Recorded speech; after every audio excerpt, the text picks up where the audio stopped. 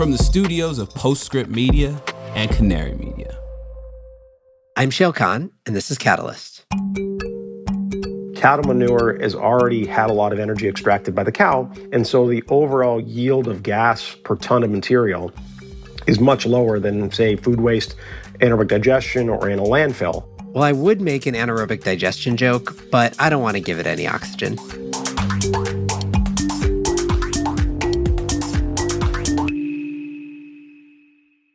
Catalyst is brought to you by The Antenna Group, the OGs of climate tech PR and marketing. For 25 years, Antenna Group has partnered with category-leading energy transition and clean economy innovators to build their brands, amplify their stories, and market and accelerate business growth. As climate tech moves from the age of innovation to the age of adoption, the stakes are different now, and they're a lot bigger. And there's never been a better time for your brand to leave its mark. If you're a startup, an investor, enterprise, or innovation ecosystem that's creating positive change, Antenna Group is ready to power your impact. Visit antennagroup.com to learn more. Catalyst is brought to you by Energy Hub. Are you ready to use your skills to fight climate change? Energy Hub empowers utilities and their customers to create a clean, distributed energy future, and they are hiring for multiple engineering and client-facing roles. Energy Hub's platform lets consumers turn their smart thermostats, EVs, batteries, and other products into virtual power plants that keep the grid stable and enable higher penetration of solar and wind. All positions can be fully remote or based out of Energy Hub's Brooklyn, New York, or Burlington, Vermont office. Check out open roles at energyhub.com/catalyst. Catalyst is brought to you by Sealed. The Inflation Reduction Act has created an amazing opportunity to transform the efficiency and electrification market, but estimating energy savings is an imperfect science at best. At Sealed, they take the measured approach. With over a decade of experience getting paid based on real energy reductions, Sealed knows that measuring savings is the most accountable, accessible, and simplest way to scale the market for energy efficiency. Visit sealed.com/measured savings to learn more. I'm Shayle Kann. I invest in revolutionary climate technologies at Energy Impact Partners. Welcome. So I have this Google Finance page. I think I've talked about it at some point before, which tracks all the quote-unquote climate tech SPACs, or de-SPACs rather, over the past 3 years. I check it less often than I used to, but I do once in a while. This is all the companies that I deem climate tech companies that went public through reverse mergers during the brief but white-hot SPAC craze of yesteryear. Anyway, as of today, out of the 40 companies that I track, only one is trading above its merger price, which is notable in and of itself. That one happens to be MP Materials, which is a rare earth mining company. That's actually a topic for another day. But the point is, very, very few have continued to trade up. The reason, though, that there aren't two rather than one is that the other one that was trading way above its de-SPAC price was Archaea Energy, which was acquired a few months ago by BP for $4.1 billion, which is a share price that was more than double its public debut. So Archaea is a developer and owner of renewable natural gas facilities. And it's actually not the only one who has seen a big exit in recent days. NextEra spent $1.1 billion on a different set of RNG assets. In Europe, Shell acquired yet another RNG producer called Nature Energy Biogas for $2 billion. And the list goes on.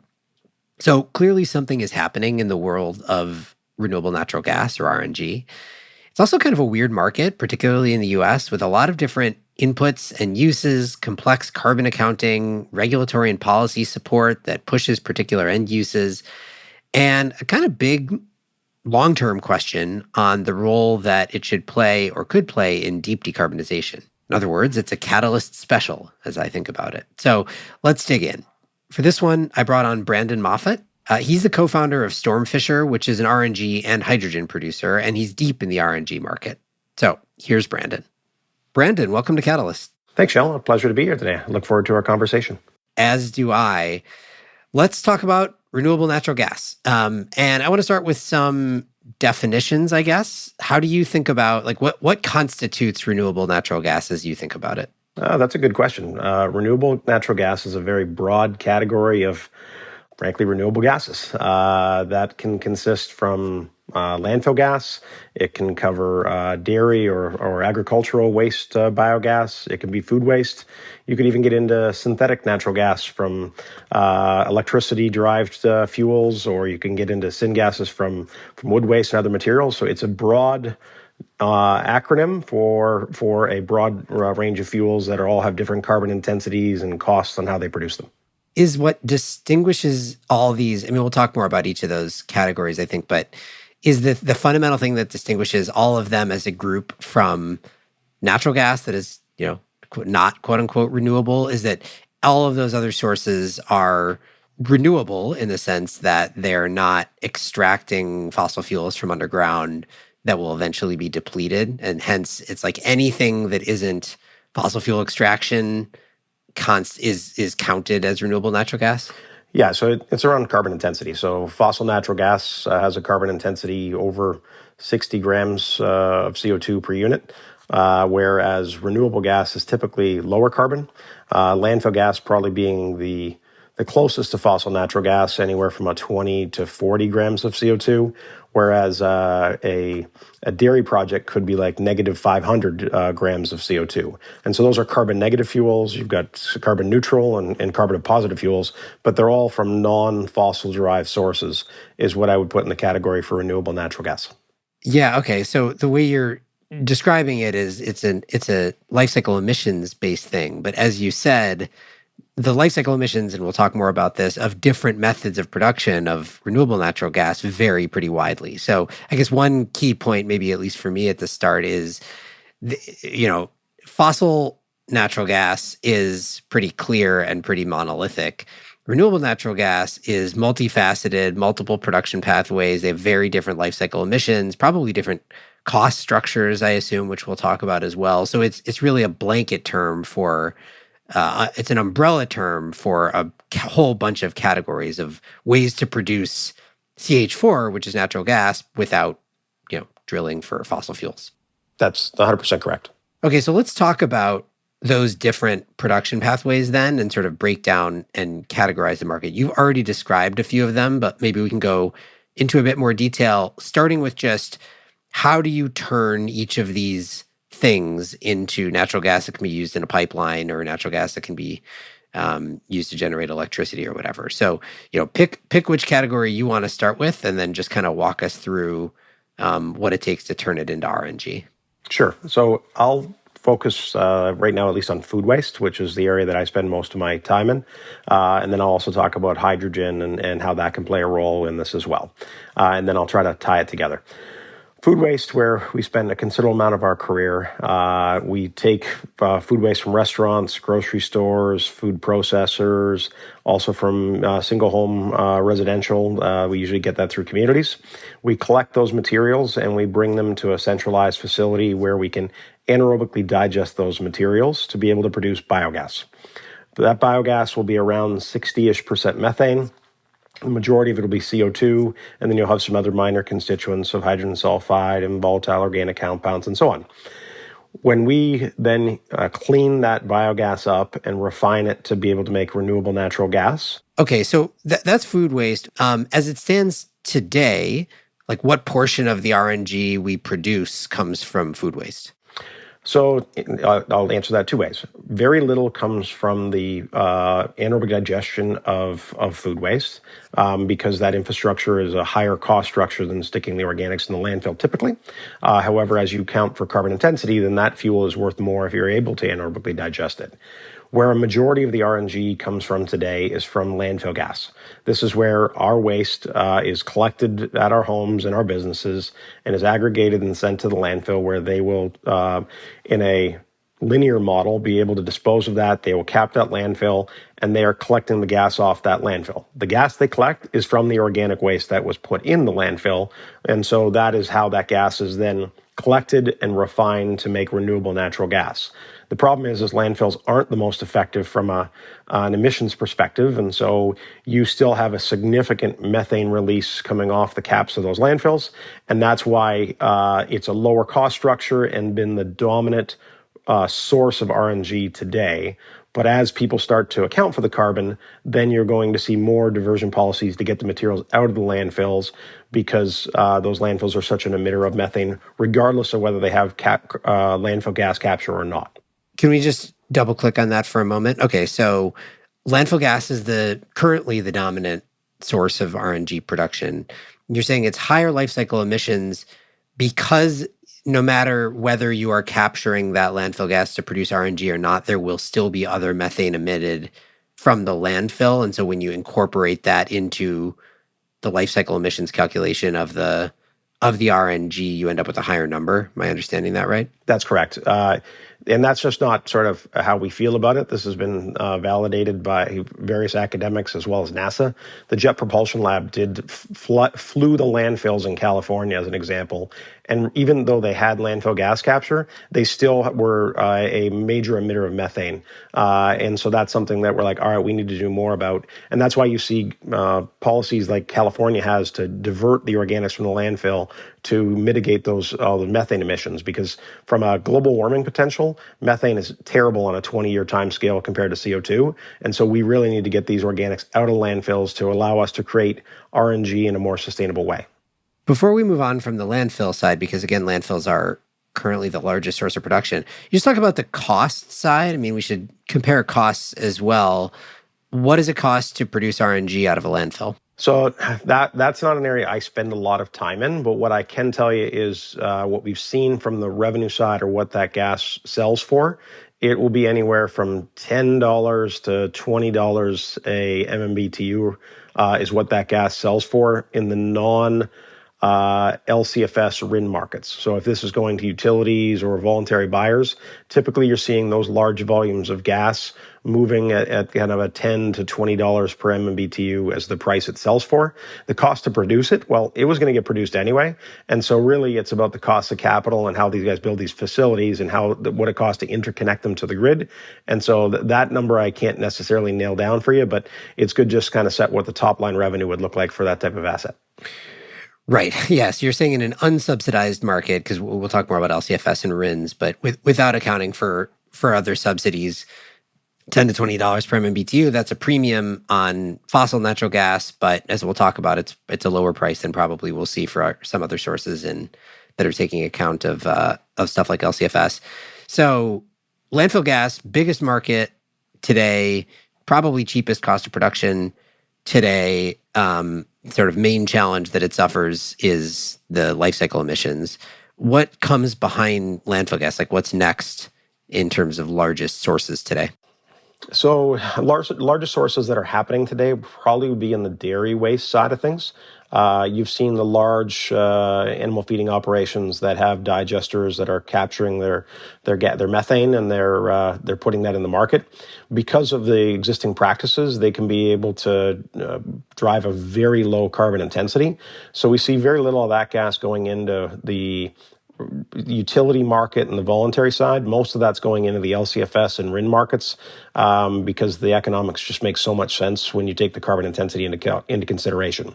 And so that space is maturing very, very quickly because it's kind of a monostream material that people can easily understand.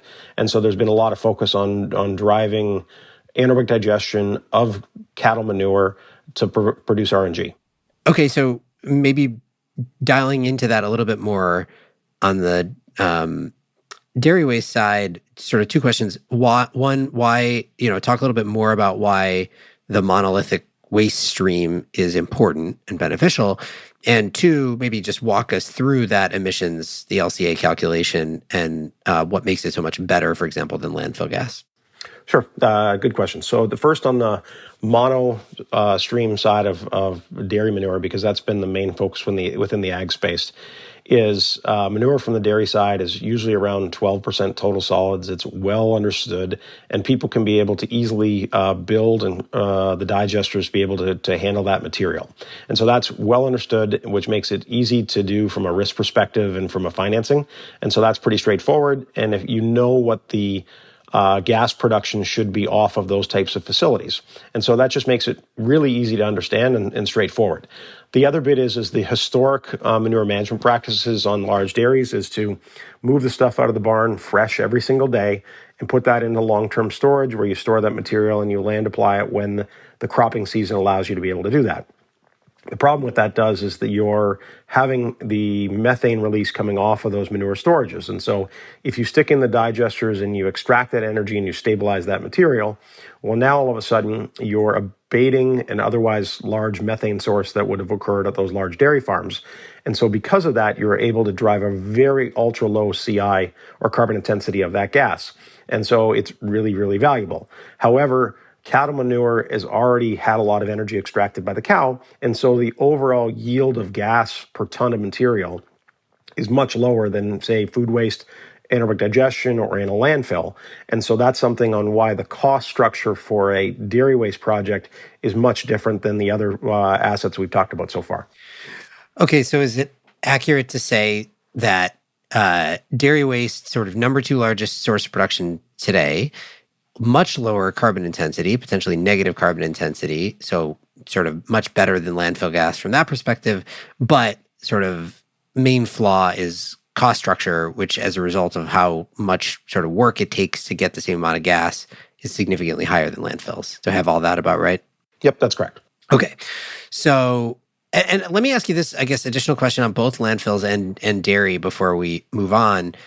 You know, I guess one of the things people talk about with RNG a lot at the high level is just ultimately how big is feedstock availability and how much of our sort of current natural gas consumption could we theoretically replace with RNG. This is one of the arguments that people make at the high level against RNG, which is that, you know, even if it is great and it is low carbon intensity, then, you know, what we're doing is we're sort of ultimately able to replace 10 or 15% of our current natural gas consumption with it. And so, you know, we're just furthering the infrastructure that at some point is going to need to get replaced anyway. Where are we in terms of penetration of current landfills and dairies already turning their waste into renewable natural gas or something else, right? Like, are we at high level penetration? Are we just getting started? How much growth is there still to be had? So that's a good question. There's a lot to unpack in what you're asking there. Let's try to break that into a few different pieces. So the first on where the market can go. And so you talked about 10 or 15%, say by volume, in terms of the gas that's consumed. So that's probably the right number on a volume basis, but on a carbon intensity basis, 10 or 15%, depending on the mix of landfills and food waste and other forms of RNG, could be much more meaningful from a carbon reduction perspective. So you might be able to drive 40, 50% carbon reduction from the natural gas sector just by using 10 or 15%. So you're getting into a carbon accounting basis of looking at it rather than just a volumetric basis. And so that's something to take into consideration, which doesn't always get a lot of consideration. People are like, I just want a GJ as a GJ. And I'm like, or sorry, an MMBTU is the same kind of unit. I'm switching back and forth between Canada and the US. And so that's something to understand. Now, there's a complete underappreciation for the size of the natural gas system and the role it plays in North America. And I'm all for RNG and hydrogen and those types of things. But I'm going to use a sizing of the market in Canada where I live as a reference point. I think the Canadian electricity grid on a total energy basis is like 2,000 to 3,000 petajoules of energy. The natural gas system for both home heating and industrial use is like 8,000 petajoules. And so you're not going to be able to get away from gas anytime soon because you need to be able to figure out how you're going to handle that from an electrification side, as well as from just decarbonizing the gas side as a transitionary measure. And so I'm not here to debate whether we should electrify or gas. I'm just like, we need to do everything all at once to be able to meet the targets that we've set as a society. And so in doing that, 8,000 petajoules just in Canada alone, which is a tenth of the size of the United States, gives you a size of how big the natural gas industry is. And therefore, all of the tools, and so I'm not saying landfill gas is bad or you shouldn't do dairy gas. We need all of it. And that, on a volumetric basis, will be 10 or 15%, but could be much more meaningful on a carbon intensity basis or an overall carbon reduction perspective. So I'll pause there to see if you want to follow on, and then I can continue on to answer your question. Yeah, no, I think those are good points. So let's just posit that that's true, that you can get 10 to 15% on a volume basis, higher from a carbon intensity perspective basis. Where are we today relative to that? In other words, again, like what's the current level of penetration on these various feedstock production pathways? Yeah, so you're probably about 2%. You're pretty far along on the landfill gas side, at least on the larger landfills, but there's still a lot of small to medium-sized ones that are out there that can be captured on. You're also in the dairy side. You've captured most of the projects are either signed up or in construction or operating on the larger farms, but there's still thousands of smaller farms, and I don't mean like a couple hundred head of cattle, but 1,000 to 5,000 head dairies are still something that can be focused on. Everybody's focused on the 10 to 30,000 head dairies, and I'm like, okay, that's like if you think about it on sort of a pyramid basis, you're like, all right, I just touched the top of that. And so I think you're probably 2-ish% penetration of the 10 to 15 we talked about. And really the wastewater treatment side and the food waste side is largely untapped right now. And we just need more consistent supply to meet the market from all of these sources to be able to support everybody in the decarbonization. Okay, so that's a good segue into finishing our list of feedstocks. So we've talked about landfill gas, we've talked about dairy waste. You talked a little bit about food waste at the beginning. I guess we can maybe dive into that again for another moment. So sort of what you said, consistent availability. One of the things I think about with pure food waste is, where do you get it at scale? How do you think about that?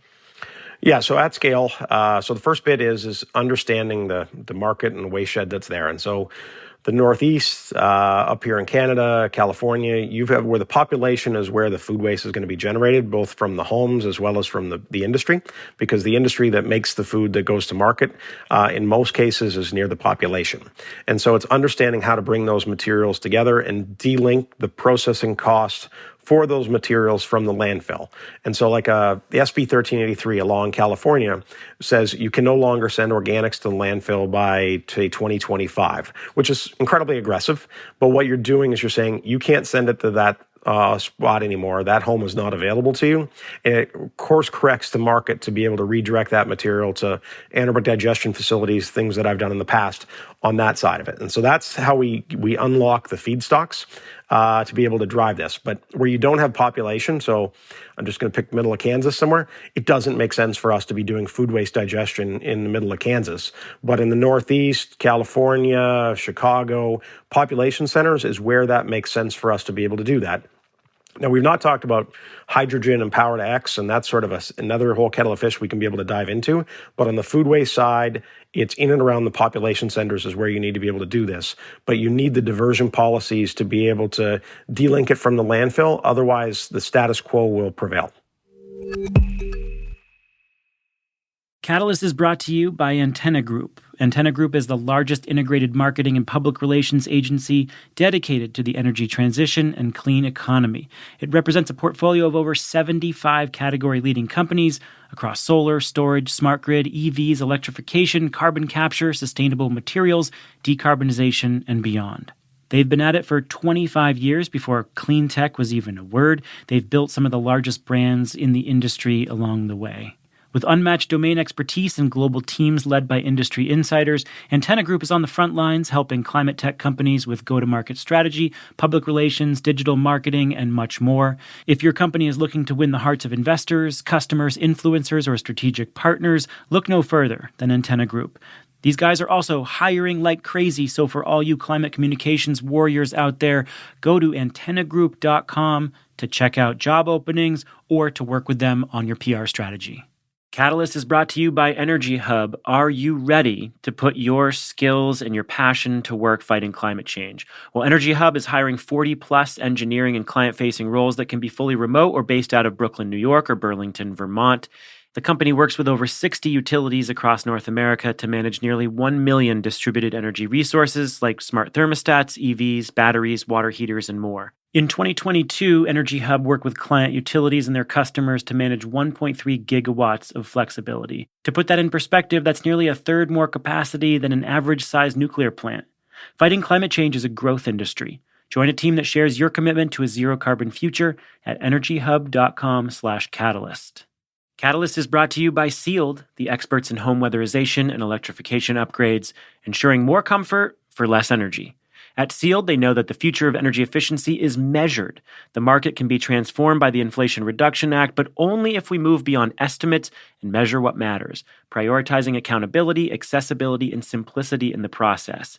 But with this new opportunity comes challenges. Sealed is leading the way with over a decade of experience being accountable to homeowners because they only get paid based on actual energy reductions. Visit sealed.com/measured savings to learn more. Okay, and then let's orient food waste. Assume you have access to it. Assume there is sufficient feedstock.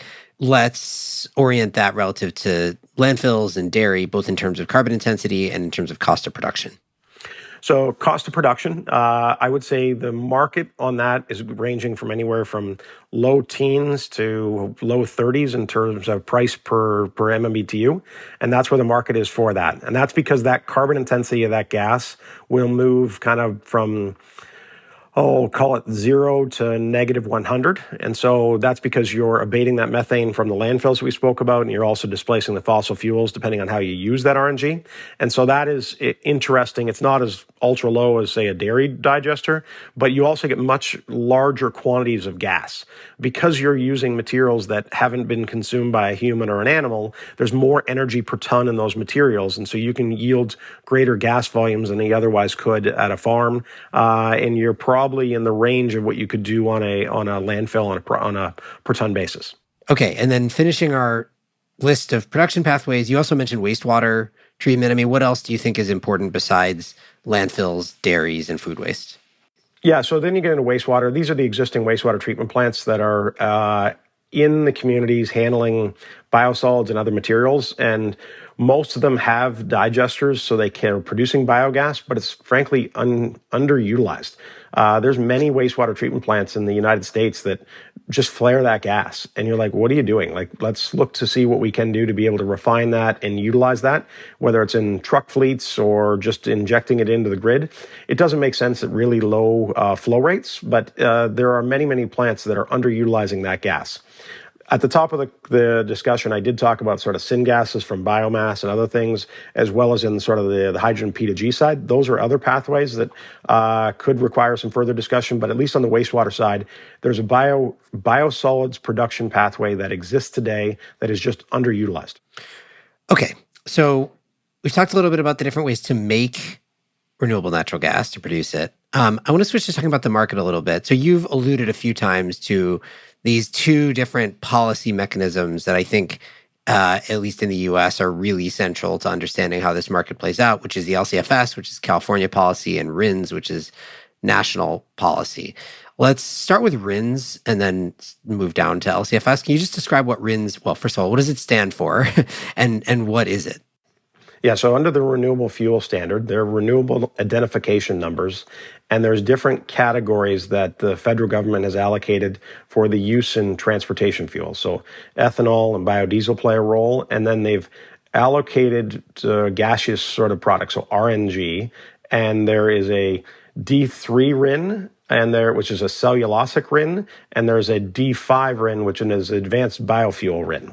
Now, this whole thing has become highly politicized and frankly doesn't make a whole lot of sense. A farm and a landfill can create a D3 RIN, but a food waste digester makes a D5 RIN. And there is really no difference from a landfill in terms of the organics that's in the landfill versus a food waste digester. And so it's been very much a politicized piece around kind of the qualification of this. And we've tried to fight to sort this out, but it really has not prevailed over multiple administrations. And so it's just something right now that we continue to dialogue about to try to make some sense of it.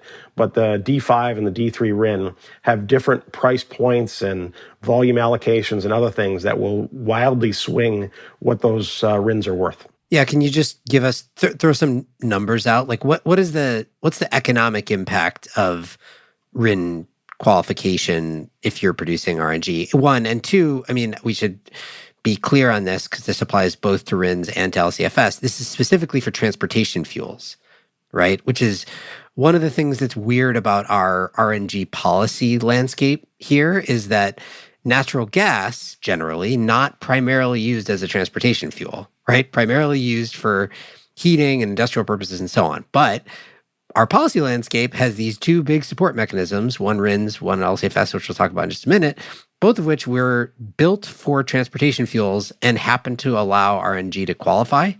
And so it creates a driver to use natural gas, in this case, renewable natural gas, as a transportation fuel rather than in all these other contexts. But on RINs, like how big an economic impact does that have? It's enormous. So where I talked to you earlier, where landfill RNG to the utility market may move for $10 to $20 an MMBTU, they can be north of $50 an MMBTU by the time they take the RIN and the LCFS credit into consideration, so they get into transportation setting.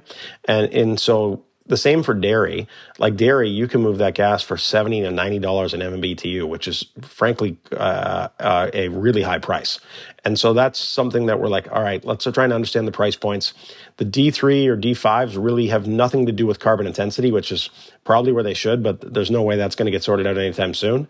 And so, but the stacking of the LCFS and RINs puts them in those kind of price points of kind of 50 to 90 bucks, depending on how you stack and carbon intensity for the dairy and the landfill gas. Can you separate that out? Like how much is RINs, how much is LCFS? And we haven't talked about LCFS yet, so I want to spend another minute on that. But yeah, I don't have a good sense on the exact numbers. I'd probably say it flip-flops. So where we've seen a depression on the LCFS in the past year or two, well, the RIN market's picked up. And so what I'd tell you today probably would be sort of 70% RIN, 30% LCFS. Well, depending on which source of gas and where the market goes, all of a sudden that seems to swing back around. So they seem to stabilize each other. So the average range of 50 to 90, depending on which gas we're talking about, is pretty consistent. But 3 years ago, where most of your money would have come from your LCFS and less from your RINs, is now flipped. Okay, and so I guess then we should explain what LCFS is, since we've explained what RIN is, and then we could just stack them together and talk about the economics. So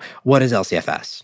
So LCFS, at least in California, is a tool to be able to decrease the emissions from the transportation sector. So whether it be heavy-duty vehicles and other things like that, it's looking to change or bend the curve on the emissions in that space. And so different fuels can go into different vehicles. And so a CNG truck, which is what you mentioned earlier, there might be buses or other things that are in California that you can be able to generate an LCFS credit if you can show you can get it into that vehicle. That allows the obligated parties, the refiners and other groups like that in California, to be able to buy an LCFS credit to comply. And so you can be able to stack a RIN and an LCFS credit because you're getting it into a vehicle. But it's got to be in California. And so that's where you've seen over time where landfill gas used to play a very prominent role in California because of the carbon intensity of dairy gas, and because they're trying to bend the curve on those carbon emissions. You're seeing dairy gas displace landfill gas, at least in California. Now, I talked specifically about California. There are other LCFS programs that are continuing to be developed. Canada has the clean fuel regulation. Oregon's been active, Washington State's been active, New York's working on it. And so you have these state by state or sometimes federal policies around LCFS, which starts to take the carbon intensity into consideration, which it really should. And so these are things that we're monitoring very closely to figure out which markets makes the most sense for to move our gas into those markets that are willing to pay the appropriate price for that gas. Okay, so stepping back for a second here, you have these incredibly rich incentives in the form of RINs and LCFS that, as you said, can stack up such that the price that customers are willing to pay for renewable natural gas that qualifies can be up to, I think you said $50 per MMBTU, which is incredibly high, right? And much higher than landfill gas is going for, not to mention much, close to an order of magnitude higher than what traditional fossil gas sells for. But that sort of rich price point is for renewable natural gas that with low carbon intensity that is delivered into the transportation sector. So what has that done to the market? Like is the vast majority of non-landfill renewable natural gas now being used in transportation? Is it creating a disincentive to use RNG in other sectors? Is that a bottleneck on the market's growth at all, or is it just an aside? So it's been where the market has been in the past, but you've seen a movement now by the natural gas utilities that are looking to decarbonize, because you're seeing cities or states look to electrify. And when they do that, they are the natural gas utilities have to respond, because they've got billions, if not trillions of dollars of infrastructure in the ground to be able to move natural gas, which is a useful fuel for heating and a variety of other things. And they have to respond, and they need to decarbonize. And so they can either do conservation or they can buy RNG. So you have seen a increase in price over time from the natural gas utilities because they become buyers of that fuel. But they're never going to touch what the LCFS and the RINs will be able to do. But I actually am totally fine with moving gas to a utility at a lower price, because they're usually willing to sign terms, so 10 or 20 years. And so that just makes lots of logical sense versus a highly volatile LCFS and RIN market. I talked to you about that pricing, but that doesn't mean someone's going to buy your gas day in, day out for those facilities. And so, yes, you can be able to yield higher prices in those markets, but if you're not going to lock that in long term. And so some people are willing to gamble and play that spot market and be able to do quite well. And other people are a little more cautious or conservative, and they will sell to the natural gas utilities as one customer, or large multinationals that are trying to decarbonize. And those are good customers as well.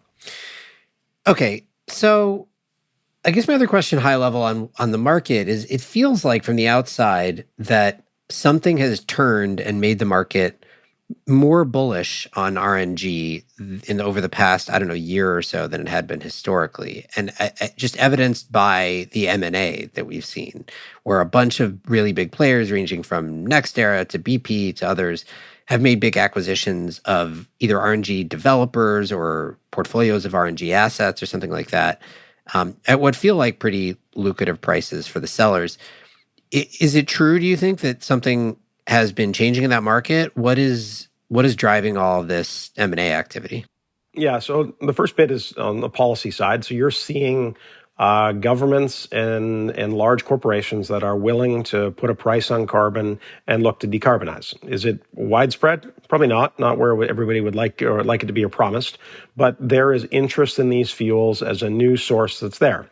And so what that's done is, if you're willing to put the blood, sweat, and tears into building that infrastructure, you are able to monetize those assets and your hard work. And that's why you're seeing the transactions that are going on. And so both in the landfill gas space, the food waste, and the dairy space, there have been recent transactions that have been significant to be there. Now, it's not like a fossil natural gas well. You don't just turn it on and off. This is infrastructure that you need to own and operate longer term. And so some of the buyers we've seen in the market make total logical sense that they'd be able to pick this up. Other ones, this is going to be an entirely new kettle of fish that's going to be really hard for them to be able to figure out, because you've got to go manage these facilities, and they're smaller volumes and they require more attention.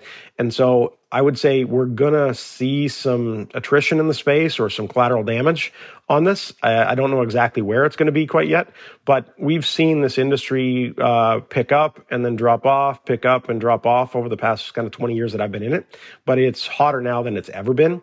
And that's because people are paying more attention to decarbonization and truly sort of investing in that. And so that's exciting.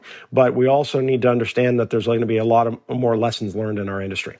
Because one through line that I think I've been hearing a little bit through the conversation so far is, given that different sources of RNG have highly variable carbon intensity, some of the markets do account for that, the incentives account for that, and it kind of sounds like the market is sort of baking that in, which strikes me as a good thing. Is it true that if you're trying to build a portfolio of assets or sell a portfolio of assets, that you will command a premium based on lower carbon intensity, all else equal?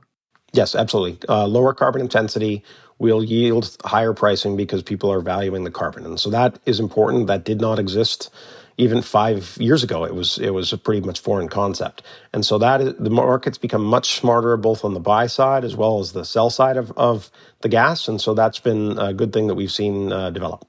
What do you think is the main bottleneck to this market? Like, what's going to be the limiting factor on growth over the next few years? Is it access to feedstock, signing up all the smaller dairies or whatever it might be? Is it demand where you're going to tap out the LCFS market and then need to figure out how to sell enough otherwise? Is it financing? Like what's the hardest thing to solve for? Honestly, it's probably the know-how and the sort of the brain power and the teams to be able to do it as first bit with enough knowledge. And the second bit is going to be the development capital. A lot of financiers in the space, they're like, this project looks great. Bring it back to me when it's ready to go for investment. And you're like, no, this is going to take $500,000 to a couple $1 million to develop that project and move that forward. Now, with the transition of new entrants into space that have acquired sort of the existing developers, you may see a change in that. But development capital and knowledgeable developers and operators are crucially important.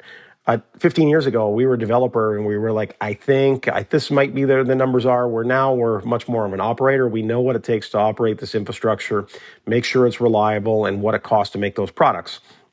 And some people's like, well, just make it cheaper. And I'm like, in terms of the capital cost to build the infrastructure. It's actually not that relevant. What's important is making sure you can reliably produce your RNG day in, day out for the customers. And that's how you'll actually be more successful. But I would say the know-how and the labor, and the other one is the development capital to be able to put these projects together are probably the two gating items to moving this industry forward even faster. All right, final question.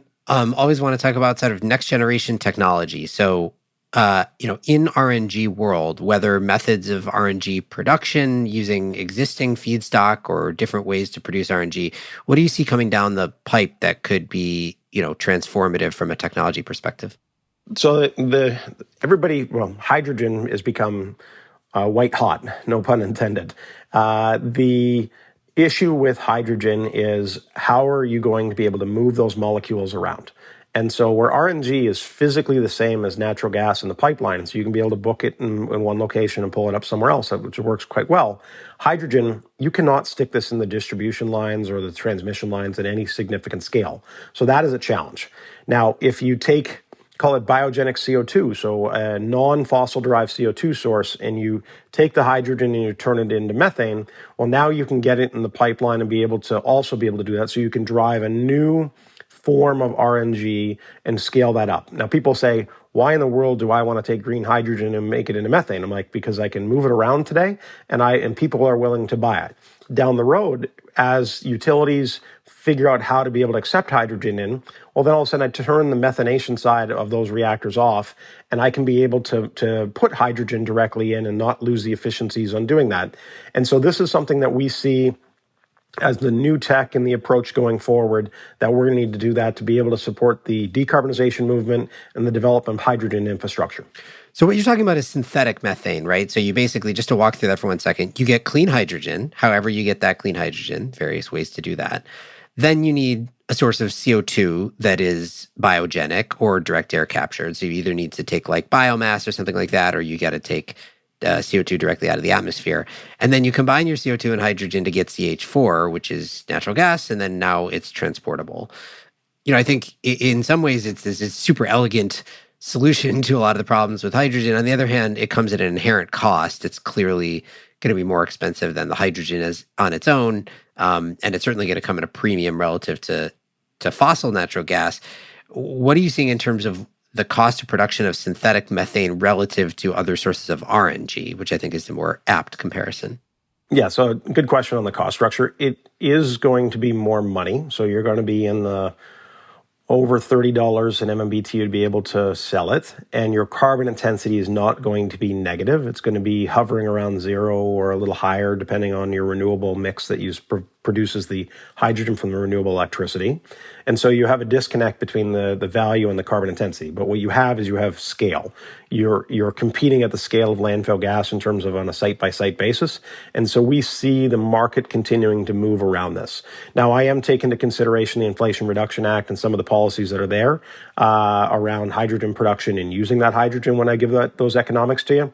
But there is a bit of a disconnect that's there. But it's something that we see as a means to be able to move the molecules and transitioning the market until the direct use of hydrogen market it develops further, because right now it just is non-existent. All right, Brandon, thank you for the whirlwind tour through the world of renewable natural gas. It appears to be moving quickly, so I think we'll have another opportunity to chat about it again soon. Sounds good. Thank you, Shayle. Yeah, it is moving quite quickly. It's been very exciting, and look forward to engaging with you in the future. Brandon Moffat is the co-founder and VP of development at Stormfisher, which is an RNG and hydrogen producer. This show is a co-production of Postscript Media and Canary Media. You can head over to canarymedia.com for links to today's topics. And as always, Postscript is supported by Prelude Ventures, a venture capital firm that partners with entrepreneurs to address climate change across a range of sectors, including advanced energy, food and ag, transportation and logistics, advanced materials and manufacturing, and advanced computing. This episode was produced by Daniel Waldorf, mixing by Roy Campanella and Sean Marquand, theme song by Sean Marquand. I'm Shayle Kann, and this is Catalyst.